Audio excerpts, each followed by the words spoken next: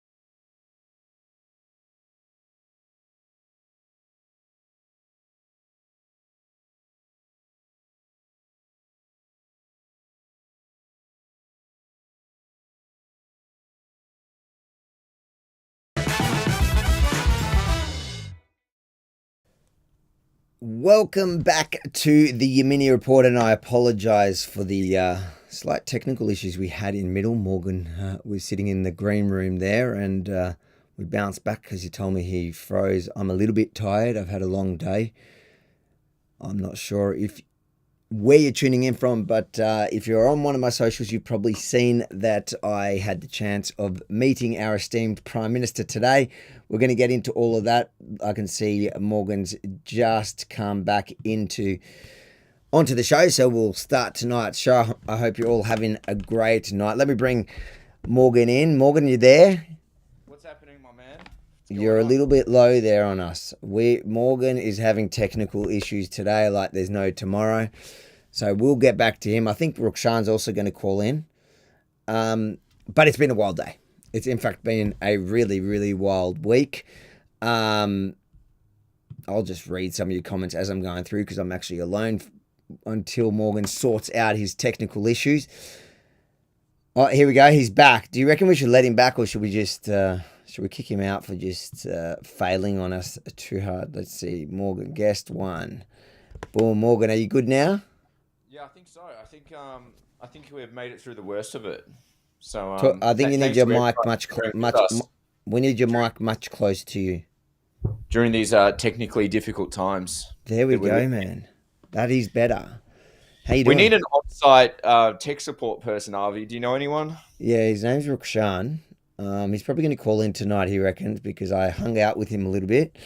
And Nice. we had quite a successful day. I haven't even this is like the first 5 minutes I've been sitting in the studio. I literally got here. I haven't eaten lunch. I'm starving for dinner, but there's no time. You're just functioning off pure adrenaline at this stage. 100%. It was a good day. Your Was mic it is still everything? slightly low, and there we go. He's cut out on us. He's got to stop buying that Chinese stuff. I keep telling him. So tonight, guys, what's going on? We'll be a bit more casual tonight. We might go over some of the, I guess the two main interactions I've had this week, which has been my two. I got a chance to interview both Jacinta Allen and the Prime Minister today. What keeps happening to you, mate? There seems to be some type of unexpected interruption that is kicking me out of the broadcast intermittently. So hopefully it doesn't happen again. But things appear to be stable, but at the same time not so stable. So fingers crossed. I'm going to tell Rukshan to try log in so that we know once and for all that this is actually you and not the system. Well, that's the only way to tell if it's a operator initiated error or an error from RB's studio. We're testing if it Let's see problems are Morgan. I can't even think tonight. I am so tired. We had a massive day. I reckon we'll get straight into it. Let's watch the two. What have you been up to? I'm meaning to ask you what you've been up to, but you keep falling out right when I ask you. What have you been up to lately? Living large, doing what I do, running the business. We had the Freedom Party Christmas event on Friday. Lots of excited people. Just gearing up, getting ready for the elections, doing what needs to be done. And look what Rukshan says. He says, if your co-host can't figure it out, I'll come on sooner, bring stability and diversity. That's right. Rukshan taking a nice, gentle jab there, and we welcome it, Rukshan. We definitely do.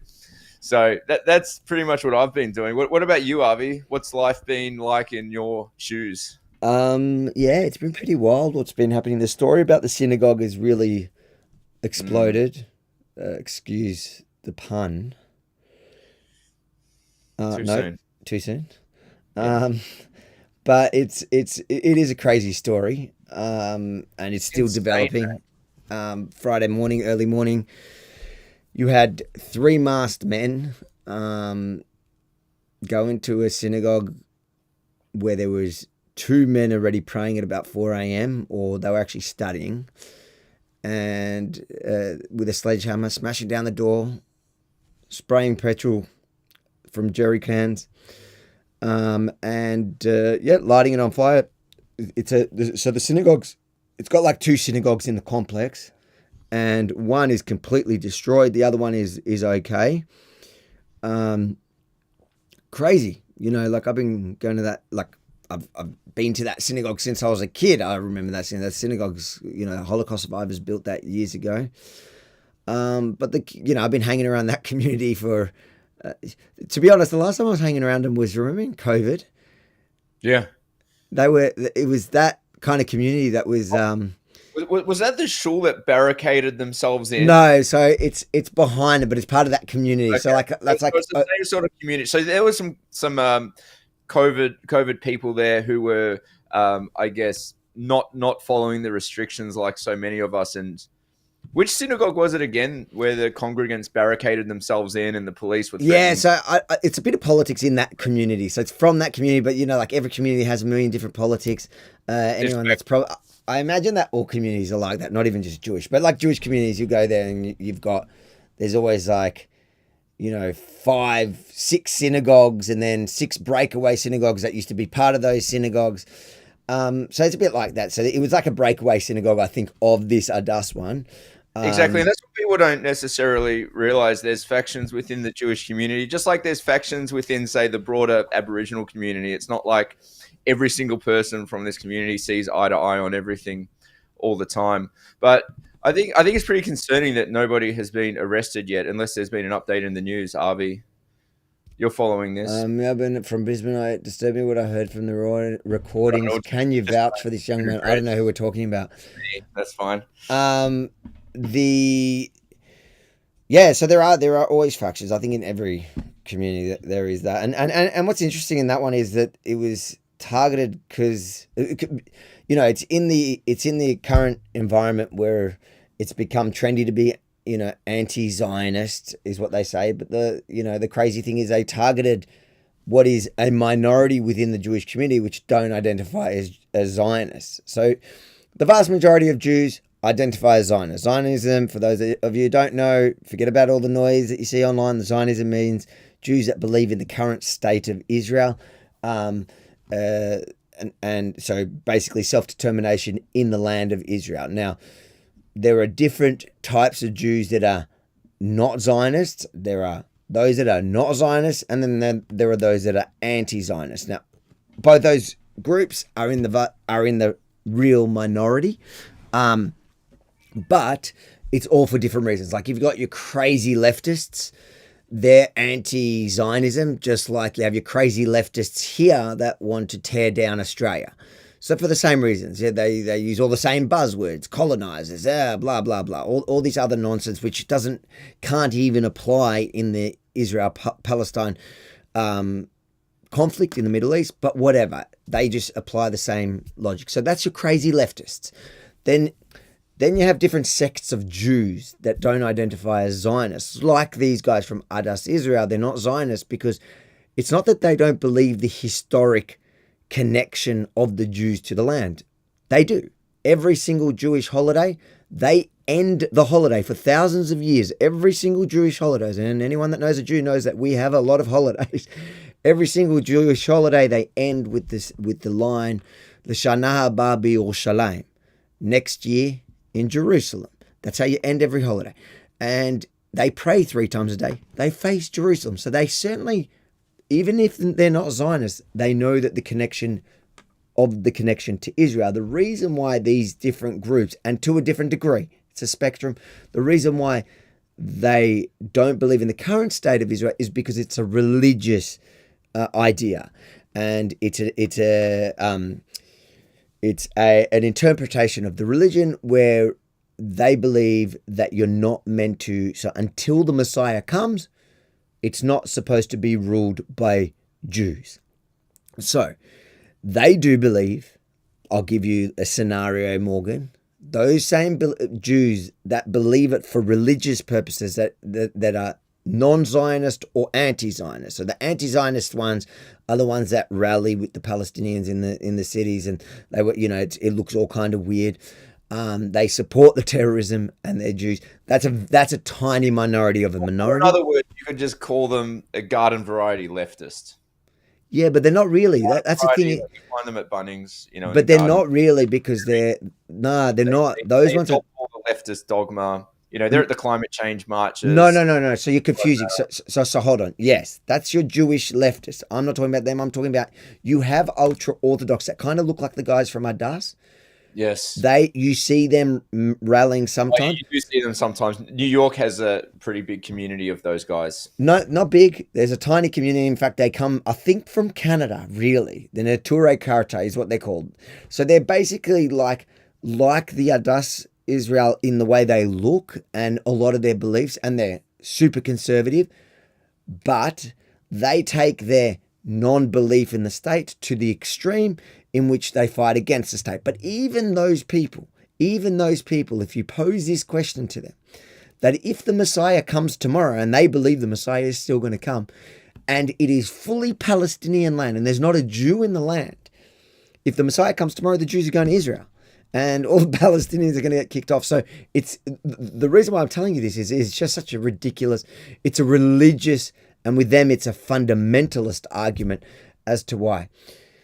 Anyways. Yeah, and look, it illustrates one of the big differences in belief system between Jews and Christians. The idea that the Messiah is still coming. Christians, of course, believing the Messiah did come already. Yep. And that's also a basis for why a lot of Christians actually support Israel and they support Jews, and they say, well, they believe Jesus to be the Messiah came, and they believe Israel to be the homeland of the Jewish people. So you see organizations like Never Again Is Now, which is run by Christians, absolutely really getting behind this cause. and then on the same, and then you get factions, of course, from the Jewish community that are saying no Jews meant to Yeah, go to yeah, Israel for reasons A, B, and C, and yeah. it's just a big mess. So Yep. Yeah. it's Stuff. it's called human life, Yeah. and there's a lot of chefs in the kitchen, just like anything else. Yeah. Love you. What do we got? Love your work. Love your work. Love your channel. Keep it up, mate. I'm losing my mind tonight. Stand strong, and I'll stand beside you. Thank you, mate. Um. Yeah. So I just went on a tangent there, but the point was that the one synagogue that they targeted, the one synagogue was a minority non-Zionist synagogue. Like most synagogues would identify as Zionist. But these anti-Zionists, and now we can confirm because the federal government has finally conceded, the terrorists that committed this offense targeted what because they don't know, because to them the problem, like I've been saying to people from the beginning, is it's never been about Israel or like it's been about Jews. It's always been about Jews, and they've targeted the one non-Zionist, or one of the few non-Zionist synagogues in Melbourne. Yeah, there's some pretty spooky conspiracy theories floating around Yeah, I online. know. Do you want to talk about him?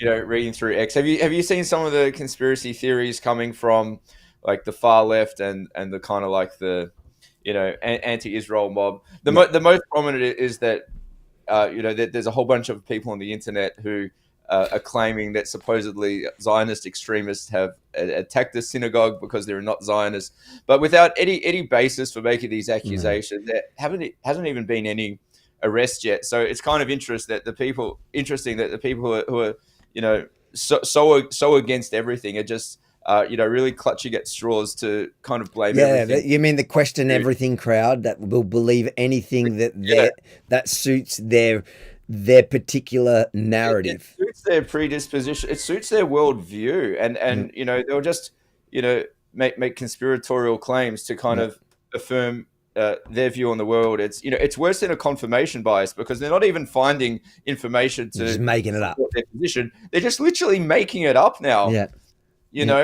There's a fire at Purgatory. Well, it must be the Zionist extremists. It's always There's a Zionist. Fire at a synagogue. It must be the Zionist extremists. I mean, this is like a really low level of thinking that is. It's great. It is wild. And they have big followings, Avi. Some of these people. You know what I mean? Yeah.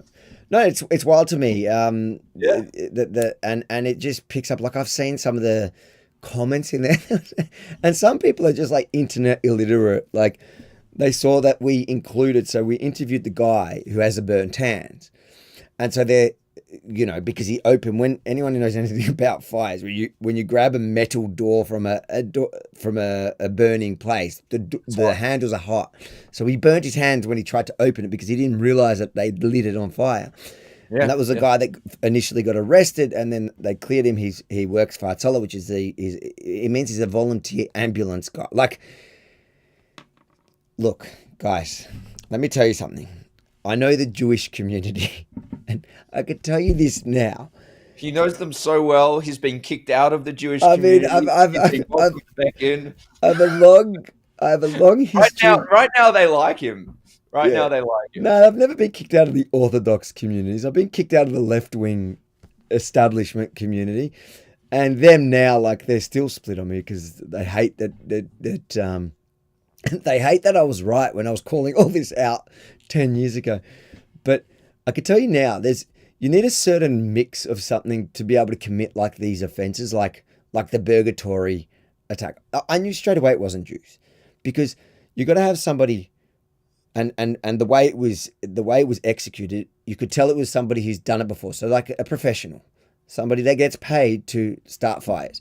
Professional arsonists. Arsonists, yeah. You've got to have somebody so smart enough. Professions in this world, why would you choose that? No, yeah, you got to have someone who has the know-how enough to do it, to execute it properly. It's not like, and the way they did it, and then you got to have someone dumb enough to do it, and it's just that mix. And then you got to have somebody brazen enough to go and do it, and that mix of three things, you just don't get that in the Jewish community. And it turned out there was 2 people arrested in the Purgatory case. And guess what? They weren't Jewish. And guess what?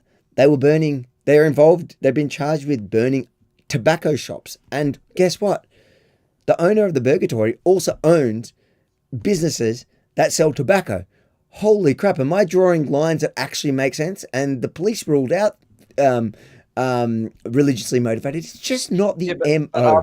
Avi, it's not as if there has been any tobacco stores that were firebombed. Oh no, no, no. That didn't happen. No. And isn't it funny? The owner of Burgatory, days before his shop got burnt down, he's talking about on a podcast how Arabs keep burning each other's stores down and that they need to stop doing it. It's Arabs on Arabs. Like, anyways, Yeah, let's get it's a back to the shame. story. It's a shame that it goes on.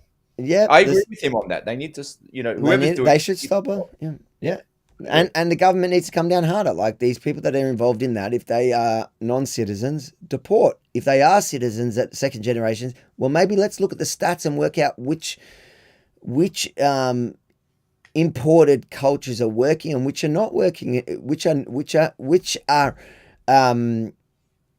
Compatible, harmonious, what? right? Yeah, I mean that Like, are contributing, to the and vibrant not blowing each other's democracy in shops up. Australia. I mean, that's what we all want. But Avi, you know what you're calling for is politically incorrect data, politically incorrect ABS data, and I don't think we're going to get it unless we have a change of government. I mean, I think it's interesting data that Australians are entitled to have 100%. access to. We have an immigration program in this country that's set by the government, not by the people. I think the people. What's the data you want to see? What's the data you want to see? Go to a vote. Like the people of the country should decide.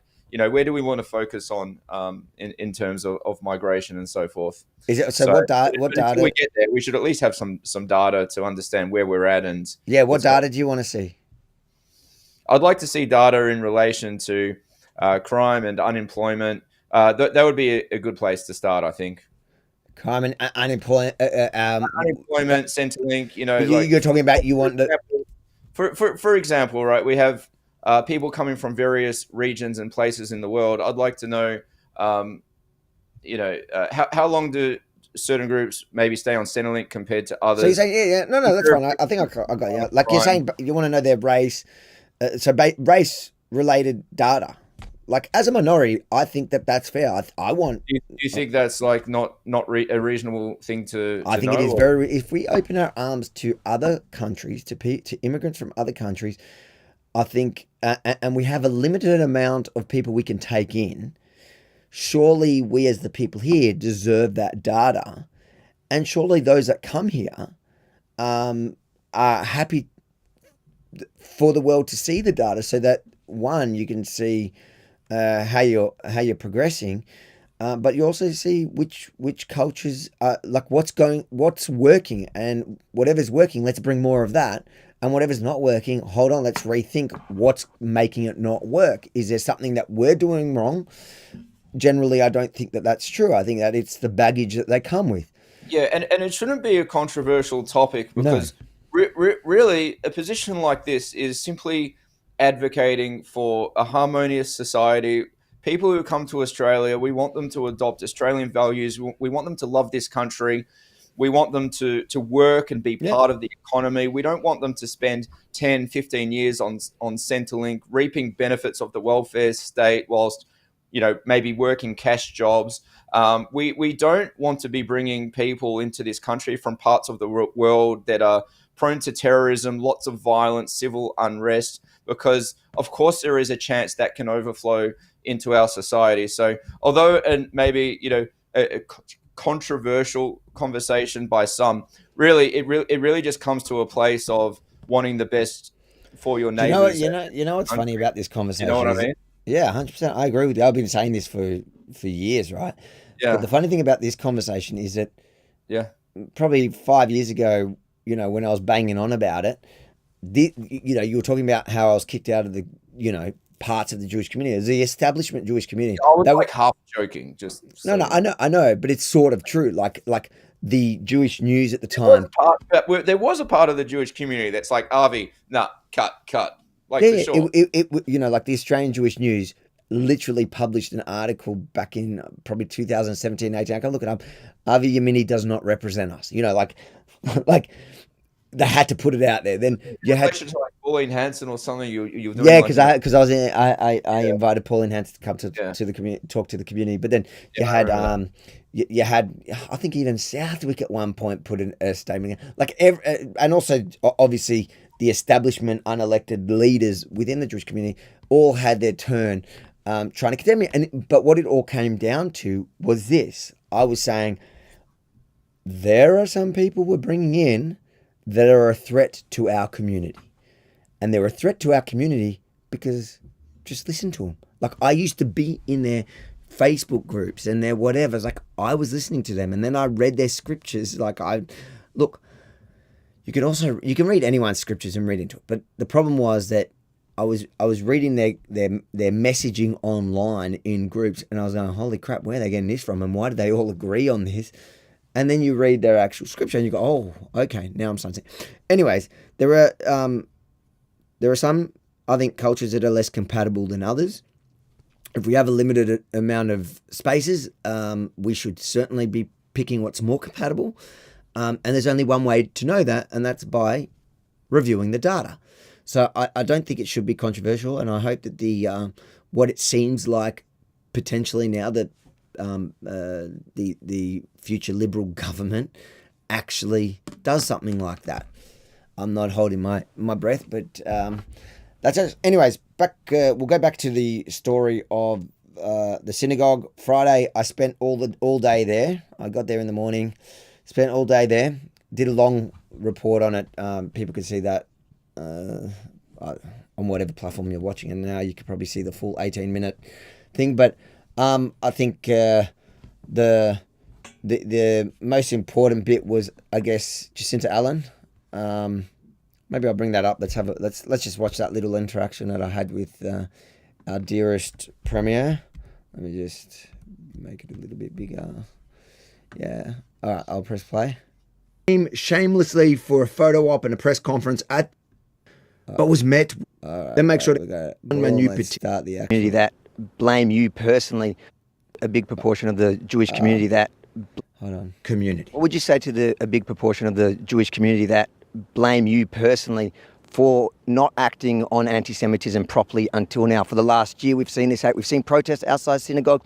Even in the last week, it's taken a synagogue to be burned down for you to come here and make a statement.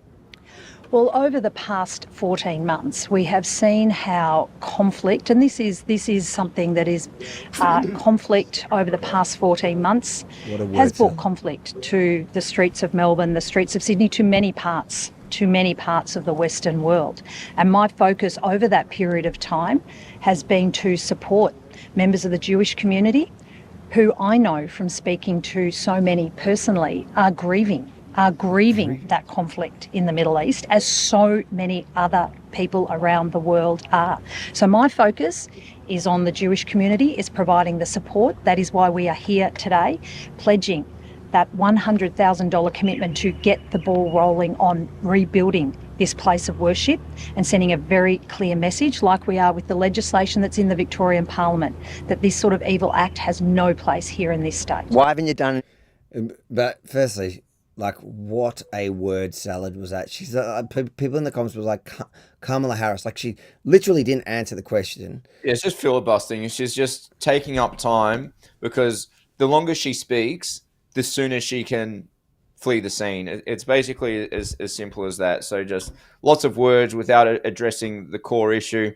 Typical Labor fashion, just throw money at the problem and hope. Yeah, like come to the Jewish community. Come to the Jewish community. Go. All right, you can have $100,000. But my Jewish question was, has money, like FYI. What did you say?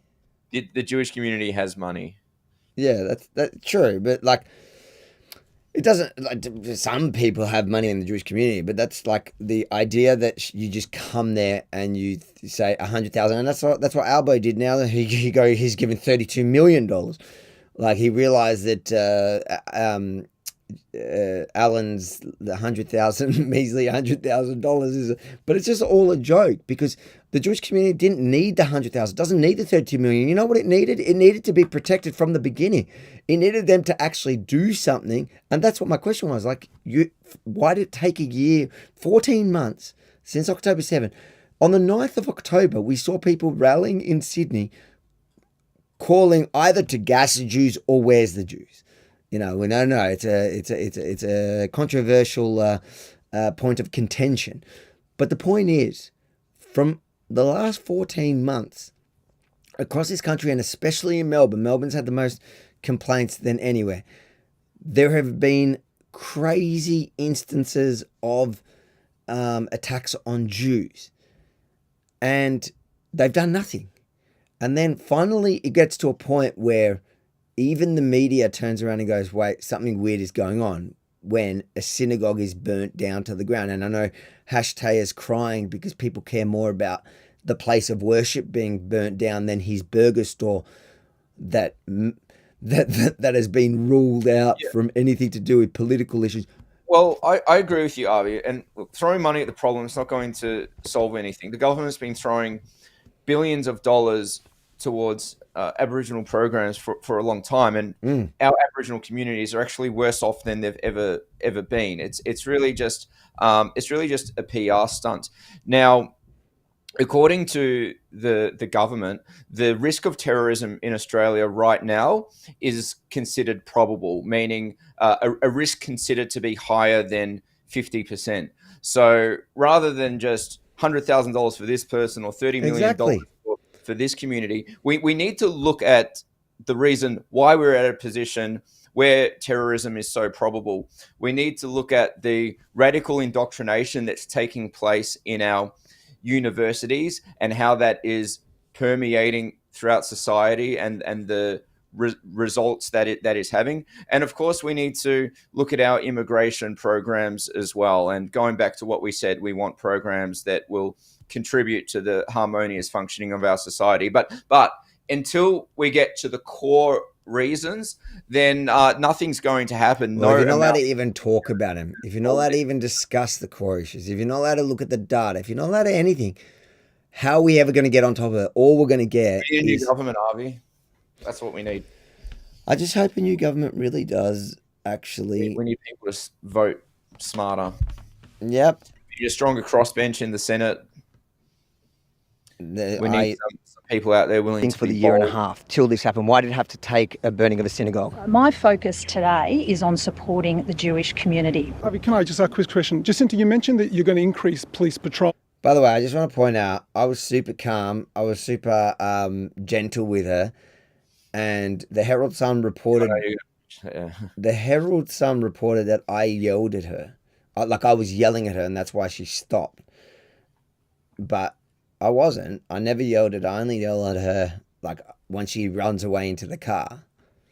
Anyways. And you're going to increase your presence. Is that not a sign that you've lost control in this state and the Jewish community are now under real threat, and that your government has ultimately failed? And let's be clear, in November 2023, there was an attack in a synagogue, and the Summary Offences Act gave Victoria Police the ability to charge them under that act, a very low threshold, but you didn't use it. And had you done that, we wouldn't be here today. So let's stop with the politics and let's get a short, sharp, straight answer. Have you lost control?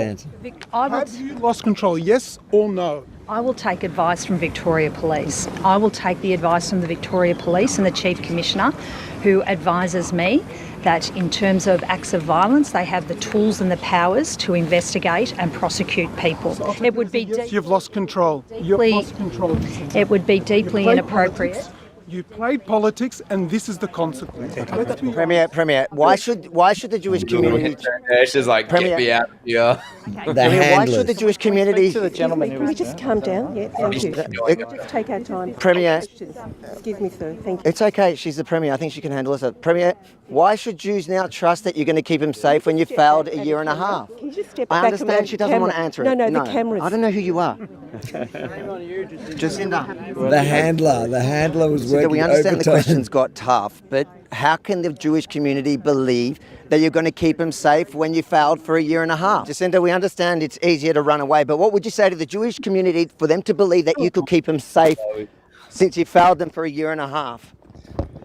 Look at that. What are you doing? Why are you blocking my way, mate? You get like Jacinta, why are you running away from the tough question? There or something. Are you running away? What? What'd you say? Did she like ram you with her shoulder. I presume that was a, It's a dude. not really. Was that a dude? Was it? Yeah, it was a dude. And I was like, It's hard to tell. Like a coward. I think he was like a staffer or something of hers. Did he shoulder you? What did he do? Yeah, Did he, yeah. Like he was just like blocking my way. Like he was just like, yeah. It's a leftist and I was tactic. like, and then I just pushed him, and he moved. Like he wasn't. Not much resistance. Yeah, there was not much resistance. No Jew can believe you're going to keep him safe. You came for a photo op. She came here for a photo op.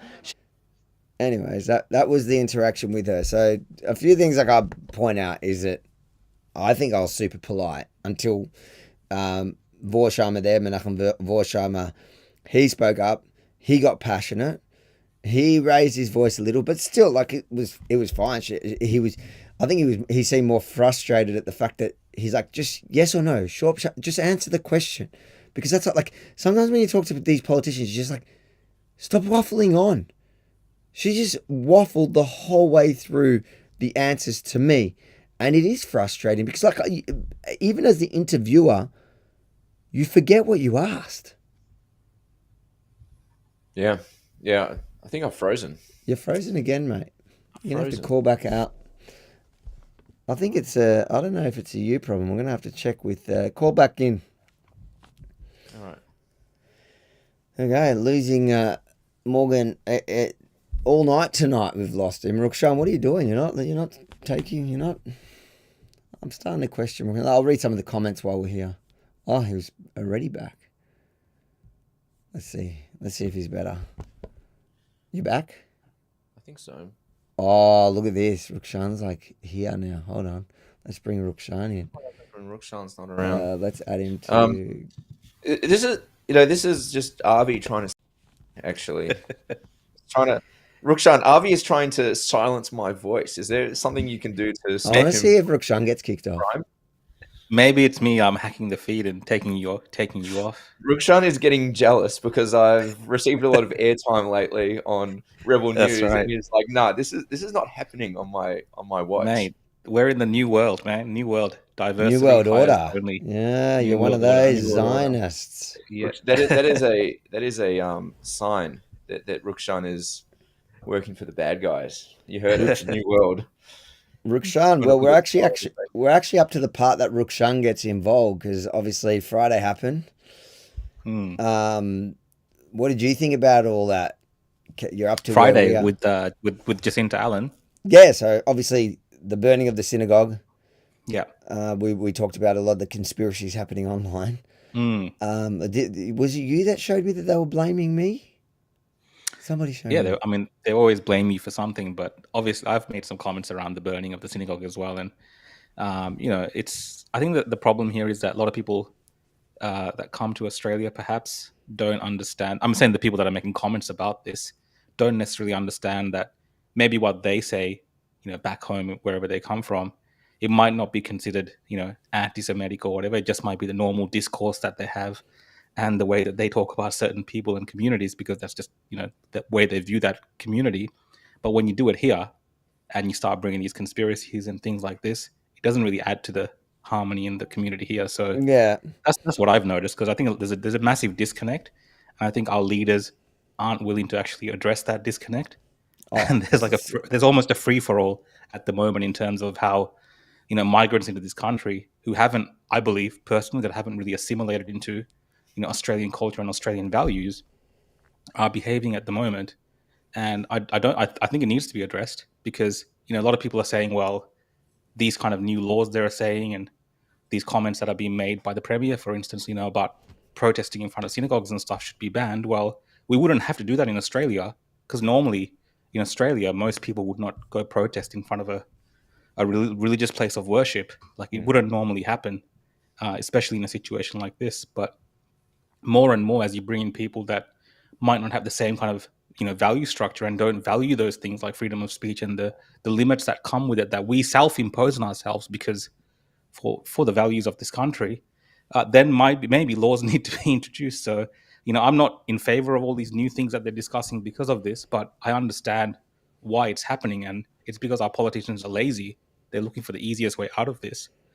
But at the end of the day, we're kind of stuck in this loop if we don't address it because it's actually getting worse and worse when it comes to these issues in this country.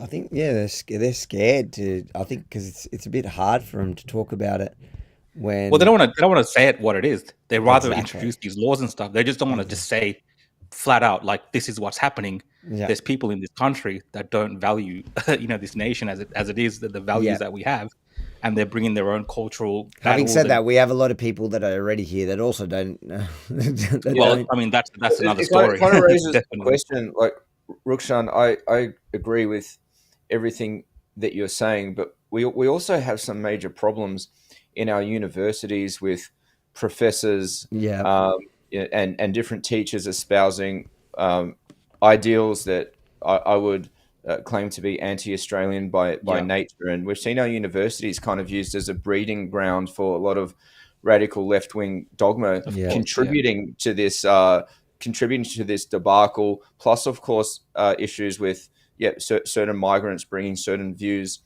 over. That's a very important point, Morgan. I think overall, the loss of identity of this country is impacting these type of issues, because we don't at a core really, like, us three here, we might be able to identify what it means to be Australian, but there is this kind of growing tendency where we don't have an identity, and a lot of the things that we discuss in this country and argue about and fight about is around the identity of this country. So perhaps other people kind of fill this vacuum with this hatred and see the lack of identity in this country as a weakness for them to impose their own values and identities into this country. So there is a bit of that going on, and definitely the university system, the schooling system. Obviously, when migrants come here, they don't assimilate into our cultures. You have these kind of enclaves, different communities, like, self-segregating almost into different parts and really not integrating. So, I mean, there's good and bad with that.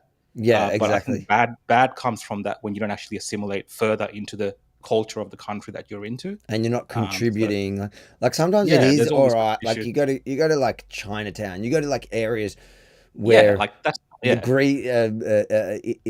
like Lygon Street, Oakley, kind of like Italian. It is cool to go to areas where it's got the vibe of the place, but they're all people working hard to make the place, to be part of the broader society. It's not. Yes. You're not seeing people burn down each other's businesses. Like you're just not seeing that. And when you are seeing it, then you need to be able to look at it and question what's going on here, and why are we having, why is there a high crime representation by certain groups? Like it shouldn't be that controversial. Why are there racially motivated attacks? Like it should just be all out there. But I think a lot of politicians are struggling with that, and it's all coming. I think this whole issue at the moment is pointing it out, because the Labor Party is really struggling here. On one hand, they're talking about anti-Semitism. On the other hand, they're talking about Islamophobia. But the problem is, what happens when those things are actually hitting each other? And that's what we've seen in the last 14 months. And that's why I saw yesterday for the first time, I was watching the Albanese press conference, and that's what I went to ask him today about. And that was one of the questions I actually got out, is I found it interesting, because yesterday in the press conference in Canberra, he finally, for the first time ever, didn't mention Islamophobia when he was talking about anti-Semitism. And I can tell you, as somebody who actually knows what's going on, but also, that as a Jew that cops so much of that hatred, and often from people within the Islamic community, it's offensive when somebody just mentions it, but then has to bring in the exact people into the conversation that are often the perpetrators of it. And since October 7, that's been highlighted time and time and time again, right? Even the Islamic Council, the governing bodies have said the most outrageous things since October 7. And for the first time yesterday, Albanese made the conscious point not to do that. In fact, and I didn't have time today to prepare everything, because I literally came from where we were, Rukshan, to here. So I didn't. I would have liked to actually bring it up on screen. Maybe I'll do it for our show on Thursday, to show Albanese purposely didn't mention Islamophobia in it. The media then went, so that you could tell it was an ABC journalist at first because of the way she's dressed. You can spot him. And, she's gone, oh, so you're saying that Islamophobia is not an issue anymore. And Albanese actually worked really hard not to play it, and he went back into this is an attack on Jews. Like, why do we need to mention that? This is an attack on Jews. And the thing is, we know over the last year, who the biggest perpetrators of that has been. But they pushed and pushed, but he didn't fall. So my question to him today was essentially are you only saying that because the Liberal Party has knocked you about on this issue a few times in the last week? So both, I think Sharma, I think Dutton as well. But they pointed out, James Patterson, I think they all pointed out, why every time you're condemning an act of anti-Semitism, why are you throwing in Islamophobia? Why do you have to do that? Because it's not the same thing for a whole bunch of reasons. But especially in this case, half the time the perpetrators are ending up to be from that community. I personally think that it's just I don't think there's any big sort of conspiracy behind it. I think it's just a matter of politically correct discourse. And not even. I think it goes further than that. I think that it comes down to politicians trying to paint themselves off as being inclusive, because if they think if they see two groups that are kind of inherently pitted against each other, or at least that's the perception they have in their mind, which personally I think is not true. And I just think it's a matter of they figure if they leave one group out, then they're somehow offending a certain group, whereas if they mention the suffering or plight of group B, then somehow they'll get some social or political brownie points. I really just think it's PC culture. I think it goes further than that, and I think it's worse than that, because I think it's actually all about votes. I think that every time something happens, when they target some of these incidents that happened in the last 14 months, so they have to condemn it. But while condemning it, they also don't want to lose their Western Sydney votes. They don't want to lose the growing, quickly growing faster than any other minority. They don't want to lose that base. And so they insert it every time. That's what it is. If it's coming out of a politician's mouth, then you can bet your last penny what they're saying is for the intention of garnering votes. But there's a very old wisdom in this world, and it goes to the effect of a friend to all is a friend to none. So these politicians can try and be everybody's best friend, a champion of this cause, a champion of that cause. But in the end, they actually come undone. And politicians who have strong values that genuinely stand for something and are willing to risk offending certain parts of the population, those are the people who are going to be successful in the long run. That's my opinion. I think, based on that, I think that's why Peter Dutton, the opposition leader, is doing so well at the moment in terms of opinion polls and the polls in general in terms of his leadership. Not because he's doing, some magical thing as opposition leader, but I think just because he's providing clarity on his stance, and he's able to effectively communicate, this is my stance. Like, for instance, today he was saying, or yesterday, when I'm Prime Minister and I speak, there'll only be the Australian flag behind me. It's a very clear message. There's no ambiguity about that. He's also said, migrants on, temporary visas and stuff like this that, spread anti-Semitism or do anything like that harms, that doesn't conform with the values of this country, Australia, they'll be deported. It's very clear. It's there's no ifs and buts. But, with the Albanese government, Penny Wong, they're always in two minds and two places. And, whether you're from the Jewish community or from the Muslim community, I think both communities would be displeased with them. And we're seeing that. And that's only because they can't really, effectively communicate what they truly believe. No one really knows. So it's very confusing. So all this kind of, rise in anti-Semitism that they're dealing with at the moment in this country, it's been happening for almost a year. And many of us who have seen it on the street have seen it firsthand happening. Yeah. There's no way that these guys would not know that it's happening. And they've had to wait till some place was firebombed and burnt out for them to actually give a definitive, like Ivy was saying, clearly say that this is just anti-Semitism without bringing Islamophobia into it. They could have done that a lot earlier without conflating the two things. Exactly. So they should have just done they're that. very lazy. They're very opportunistic, and okay, they've we been lost. caught out in this moment. Albanese's been caught out. He's struggling, and I think you'll get to the scenes that we saw today, and that is the scene of a prime minister. Yes, he's come to a place that's been attacked, domestic terror attack in Australia. That's a pretty big thing. We don't generally have domestic incidents of domestic terror in Australia that's labeled as such. So, and that was a man that I saw today that looks like a little man.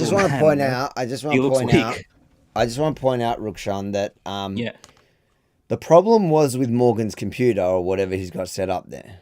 Yeah. Because you haven't been kicked off yet, have you? No, I'm fine.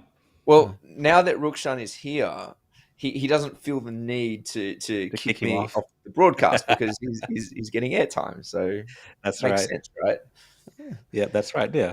How did you find today, Rukshan? We'll watch that. We'll watch that clip in a second that I literally just posted. Look, today was interesting. I don't normally do the live streams for presses, so there was a lot of... You love your little live stream. I saw you looking at Channel 9's whole setup. You were giving them... You should have... Guys, you should have said... Morgan, you should have seen Rukshan's face when he goes to me. I would have. My invitation was lost in the mail, Avi. So I didn't. Well, I saw Channel 9. I saw Channel 9's. That he was. I saw their production truck with their satellite dish and all this kind of stuff, and I was just saying to Avi, I'm doing all of that with my little setup here. No. The guy, he doesn't paint the proper picture. The door opens of the van, and you see it's like a insane hectic computer with like a massive satellite coming off the top, and I'm looking and I see Rukshan's like he's just got this geeky kind of, I don't know what's going on in my blood, man. I think he's working out how to use it. I thought I had to provide tech support at that moment. As soon as I saw it, I thought it kicked in my destiny as a tech support.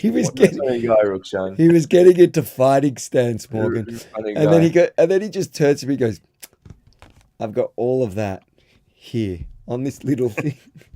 Yeah, it's true, and he does a better job than all of them. The footage is fantastic that he's getting now, and if you see the little setup that he's got, it's insane. And we just think back, gosh, I wish you had that setup back in the COVID days. Definitely. I think Morgan needs that tech support that you're offering. No, but definitely, live streaming a press conference is quite interesting, obviously, but I'm not too interested in what he's saying, because obviously all the other networks are there streaming what he's saying. I'm really interested in but did you hear them complaining? Did you hear them complaining that they were getting cut off? Their feeds were getting cut off. Cut off by who? I don't know. The ABC was next to me, and they were complaining between each other about the feed. I did hear them complain, and I also heard some of the other journalists complain, saying, who are all these other people here today? Who are all these people blocking their way? Because there's a massive media scrum. So I think there's a lot of independent media and obviously community members as well that were there to ask the PM questions. So look, I mean, I guess we'll comment on it more after watching the footage, but it's quite interesting. It's not long. We'll just wait. We'll wait for Morgan to come back so he can be part of this. Can you stop kicking him out, please? I did not kick him out this time. What did you have for dinner? I'm starving. I had sausages. What, did Shani cook you sausages? Sausages. When I actually cooked it, I burnt them. You burned them? I didn't do it properly. Yes. Why? Do you like the sausages to match your skin? My wife did complain about my... you're the one that cooked it. I did cook them, yes. I don't know if Morgan's coming back. Someone said 7 News described Avi as a right-wing reporter. The news clip was titled... Oh my God! I'm going to pull it up. Oh really? I want to pull that up. Let's pull that up. That's funnier. Let's. Look, you weren't heckling. What choice do journalists and reporters have but to ask questions in that manner when they run off? Was that I mean, they were literally promising a doorstop at the start. Just to kind of. Yeah, they told me. I asked, and they said they were going to answer. Yeah, he'll ask questions later. Let's see if we can find the channel. Let's see. Oops. Melbourne. Let's see. What is that? Blah blah. Let's got to be in. Oh yeah, here Albanese heckled. Do you want to watch this with me? Let's watch this. Let's play it. I'm calling it now. This is going to be the last property boom of the 2020s. This property boom is about to start in the next one. Anyways. Stuck in the middle of a political storm. Please stay for tennis. Guys, back for gun. Is the Prime Minister condemn calls for intifada against Jews? For us, mate. What are you doing for us? The Prime Minister heckled. You are late. You are late. And chased by a right-wing YouTuber. Why is the Prime Minister such a coward? Surrounded at the other synagogue in Melbourne. We're going to go inside. Everyone takes 2 steps back. Arriving 4 days after it was firebombed. I went to my first bar mitzvah on Saturday. Slammed for this weekend hit in Perth. You'd expect when something like that, of that significance happens, that the Prime Minister would drop everything. I think there are more important things that we are focused on than whether or not the Prime Minister played some tennis. But the Jewish community is reeling. They built this with their blood and sweat, the shirts on the back that came with nothing. People like Arnold Koppel, a Holocaust survivor from Hungary. My father would be absolutely shattered and devastated, but he would say, let's just move on. A US-based human rights organisation has warned Jews should reconsider non-essential travel to Australia. Writing to Australian ambassador. Yeah.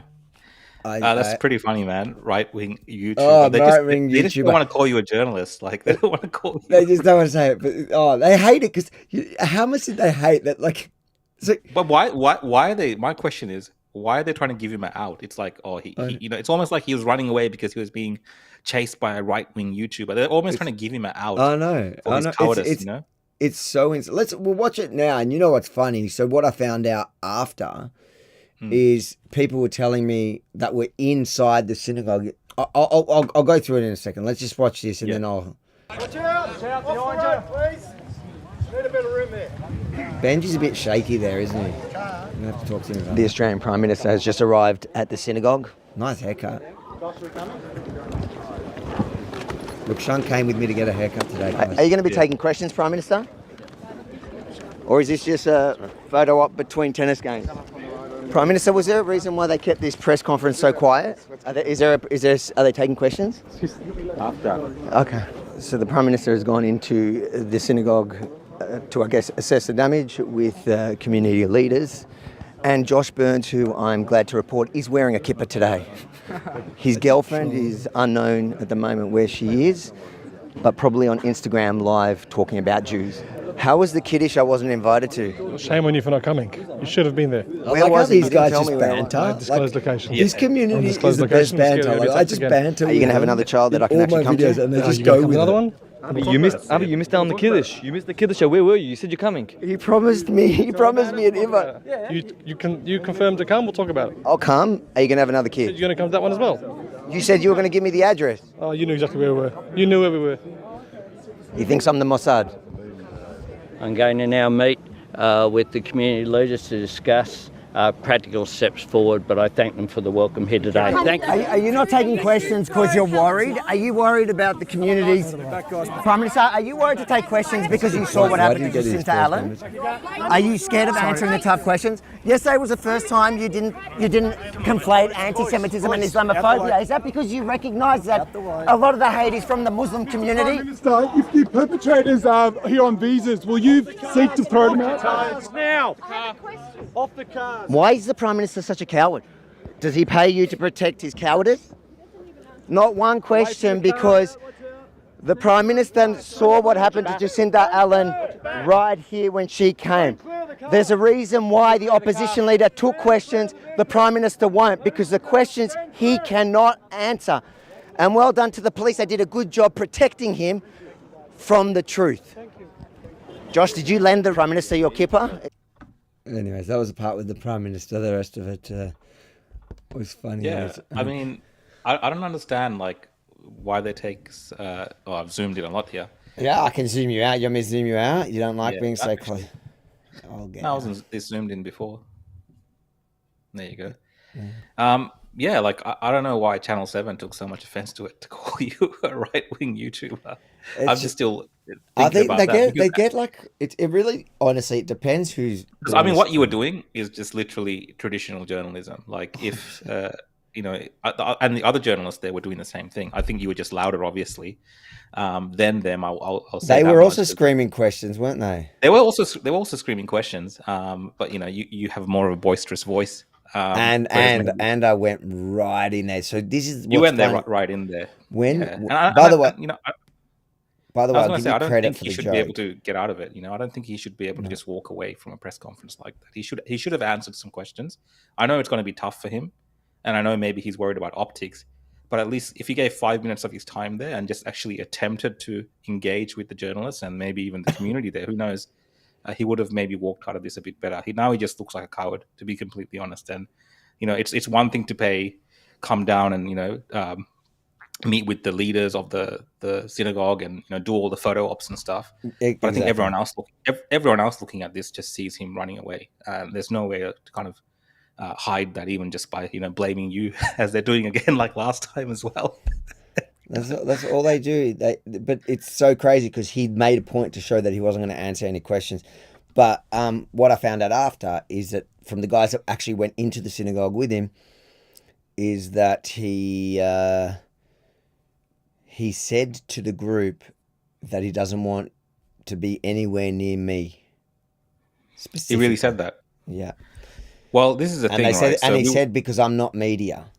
Yeah, we were there for a while, right? We were there before it all happened. And you saw his security detail. All taking photos of me. They were taking photos of, the media pack area, and they were doing their rounds. And I had a suspicion perhaps they were worried about you being there, maybe because Jacinta Allen was interviewed by you, and just their kind of the way that they share messages, and I'm sure Jacinta Allen has spoken about it as well with him. Who knows? So I think they were worried about the fact that media that they don't control were there, in the sense that this was trying to be kept under wraps, right? Like this kind of thing happening today. Today's like that was what secret. I was getting at. Like it was really secret. It was really hard. The details, usually it's quite easy for us to get it, but they were really trying to stop people. And I don't necessarily think it was me. I think it might have even just been the broader community. They saw what happened with Jacinta Allen. They realized that people in the community are super angry. You didn't see this when Peter Dutton went there, because everybody in the community is thankful that he's speaking out, even if they're not right wingers, even if they're not liberals. They're probably going to vote for him now because they're like, he's standing up for us. Whereas the left are either, it depends who you're talking about. They're either complicit, or they're actively part of it, or they're just turning a blind eye. People are super angry, but I've got to give you credit for the first joke, because that was funny. That was you. The tennis one. Yeah, the tennis. Yeah. I do fancy myself, but potentially taking up the role as a reporter like yourself and actually doing the questions as well. But for now, I'm happy to give you some of my. You got to be able to get. You're just too polite, though. You're too polite. Like you got to be to go in. Like even Benji, he's sometimes too polite until I tell him, "No, don't be polite." I told him today, "Don't be polite." Just he was pushing around people as to get in the shot. Yeah, because because what happens is the mainstream journalists, they act like they have an authority. So like I planted myself in the best spot for when he comes out, that he's stuck right in front of me, and that's exactly what happened. And I told Benji, don't move. Like the mainstream media come with their, and they come all dressed up fancy, and the Labor staffers are like trying to make them like they're official. I'm like, nah. Yeah, all right, I'm a YouTuber. I'm a right-wing YouTuber. And guess what? This right-wing YouTuber is going to ask the question that you will never ask, because you're either gutless, you have no idea what you're talking about, you don't actually want to lose your meal ticket there. So I'm going to do it, and I'm going to do it in the best spot. And if he wants to get away, he's going to have to run away like the way he did. Like, yeah. And it is funny it explains it all now that you've explained what was discussed inside the synagogue. Exactly. About you and how he wanted to get away from it all. Like that explains why perhaps he didn't want to take any questions, because, besides, them calling you an right wing, like you're yelling and all this kind of stuff that they put in the Herald Sun and things, you're actually asking very legitimate questions that I see asked in the community. So it's literally the questions that people want to ask. Everything I am asking is the community, and the Jewish community especially, are asking all the questions I'm asking. Yeah. And look, some people say that I come in too hot. Well, I think firstly with Jacinta Allen, but even him, I would have come in. I come in softly nowadays, actually, most of the time. But it's if they push past me or blow you off, then you've got to get a bit more. And I do like to banter. Like the people that have been able to deal with me best are those that actually banter back. There's the guy, I forgot his name. He's a Canadian guy. You would have met him.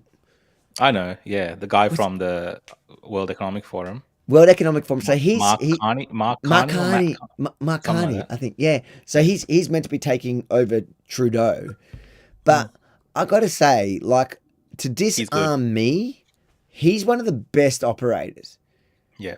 Because he engaged, and even when he was not engaging the first time, like he was not engaging, but engaging, and he was a bit of banter, and he was, you know what I mean? Like that's the way to do it. But I don't think Albo's quick on his feet. I think he's just like a loser. He's really worried about the optics of it all, right? So for Albanese, a lot of this is about optics. Turning up at the synagogue, I believe it's all about optics. Yeah. He's really like, being forced into this almost. That's what it feels like. And the last thing that he wants is the Jewish community, heckling him or asking him something. Yeah, the way it looks. Or someone from the community getting face to face with him and confronting him on some of the issues. And even they're worried about reporters asking questions where, he can't answer. So, that's the whole game for Albanese. So he's done his thing. He's come. Yeah.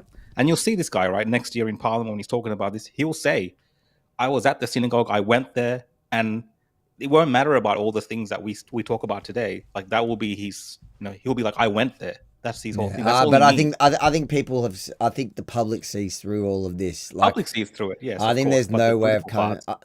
I find it hard to believe that he can come back from this. And I guess maybe I'm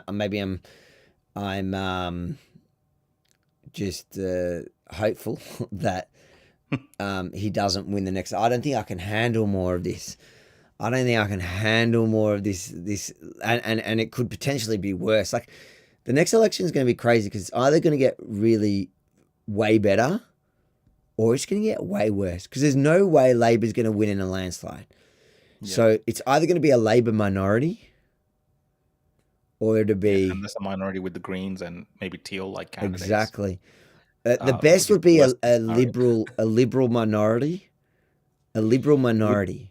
With like, One Nation. Well, I mean, in the lower house, that's going to be pretty tough. So, but whatever. Like, but a Labor minority government would be the worst thing. Yeah, it'd be even worse than now. But I can't think that that's going to happen. Like, look at the Greens. They got smashed in the last little elections that's happened. I think the general public in Australia does not subscribe to the extremist, Australia hating, Israel hating, Jew hating, but cloaking it in something else. Like, I don't think people subscribe to it like the general public. I think people are sick of this. People care about cost of living. Don't. And I think the internet doesn't really represent what people are thinking. Out in the world, people don't prescribe to it. A lot of people are fed up with it, and I think a lot of it's just because it's just gone too far in the sense of. Beyond all kind of reasonable things that the Australian people might, relate to or understand. It's gone beyond that. The theatrics of the Greens, the theatrics of people like Fatia Payman or Senator Thorpe, it's all gone too far. And a lot of people look at that and be like, really? Like this is, we're talking about this kind of foreign issue at the end of the day, a lot of the time. And we're talking about other issues maybe to do with, Australia's history and things like this. But if you look at the moment right now in this country, there are so many other problems being faced by people in this country that it's going to boil down to that. So the theatrics and all these kind of things that we go on about in the media, I don't think it's really going to come down to that as much. Even this whole issue with Albanese and the synagogue, I don't think the election really comes down to that. The overall, his leadership on this issue, I think it will be challenged by people like Dutton. And that'll be an issue, but these individual incidents, I don't think will actually call the election. I think it's the general mood of the community right now, and a lot of it has to do with, people's lives has it improved over the last 3-4 years? Albanese's government, definitely not. Exactly, very hard easy to argue under Albanese. Remember they told us. Well, I mean, it's only become easy for crazy types of individuals or anti-Semitism, things like this, like stuff which is destructive to our community, has become easy under Albanese. But the things that are good for our community, for instance, have become much harder and much worse, and the future actually looks very bleak. So, it's more like it's an election for Dutton to lose almost. Yeah. And the mathematics, of course, has to work hard, and he's got to get a lot more people to swing towards his party. But he might be able to do that because Albanese, under pressure, I don't think he does too well. And he's got to watch out more for his own back from the Labor side, because Dutton lately has been a real leader. There's clearly things that I disagree with him on, and is disappointing. But I feel like it's just like the cop. He's got a bit of too much cop in him. He needs to.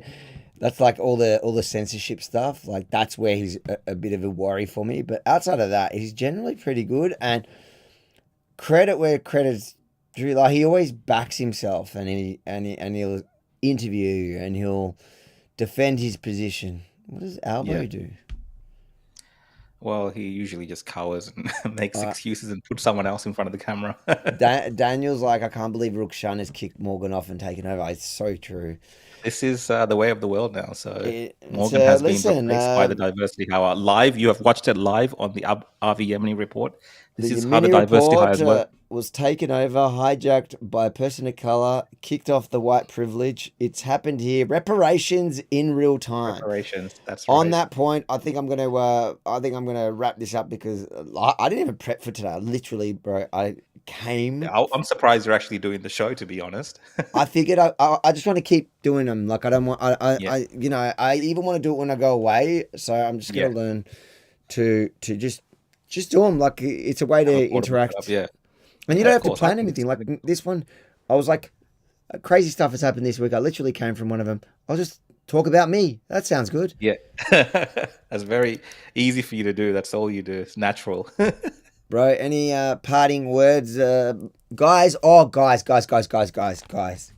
Before we shut it.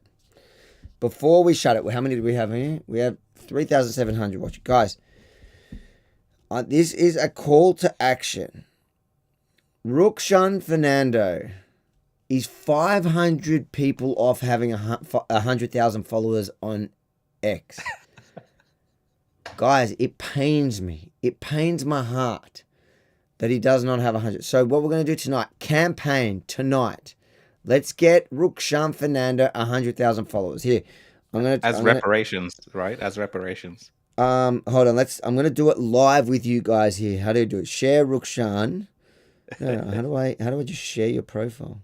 I don't want your pity followers. I do. I know.